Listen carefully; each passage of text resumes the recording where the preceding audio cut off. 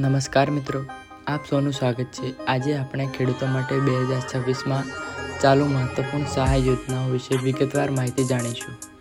સરકાર દ્વારા ખેડૂતોને આર્થિક રીતે મજબૂત બનાવવા માટે ઘણી યોજનાઓ ચલાવવામાં આવી રહી છે, જેના દ્વારા સીધી સહાય, પાક સુરક્ષા અને લોનની સુરક્ષા મળે છે।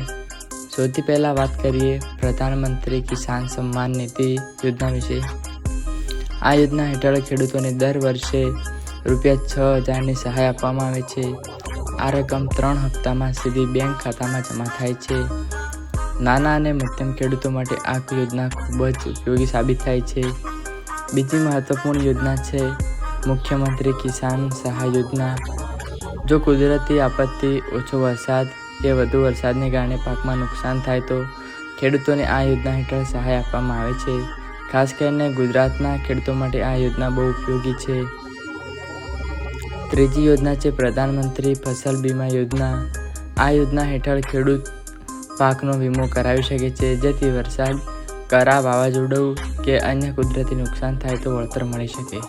ચોથી યોજના છે કિસાન ક્રેડિટ કાર્ડ। આ કાર્ડ દ્વારા ખેડૂતોને ઓછા વ્યાજે ખેતી માટે લોન મળે છે। બીજ, ખાતર, દવા કે સિંચાઈ માટે આ લોન ખૂબ મદદરૂપ બને છે। સાથે સાથે કેટલાક ખેડૂતો માટે સ્માર્ટફોન સહાય, ડ્રીપ સિંચાઈ સહાય, ખેતી સાધન સહાય જેવી યોજનાઓ પણ ચાલુ છે, જેની અરજી આ ખેડૂત પોર્ટલ પર કરી શકાય છે। અરજી કરવા માટે સામાન્ય રીતે આધાર કાર્ડ, બેંક પાસબુક, જમીનના દસ્તાવેજો અને મોબાઈલ નંબર જરૂરી પડે છે। સમયસર અરજી કરવાથી સહાયનો લાભ સરળતાથી મળી શકે છે।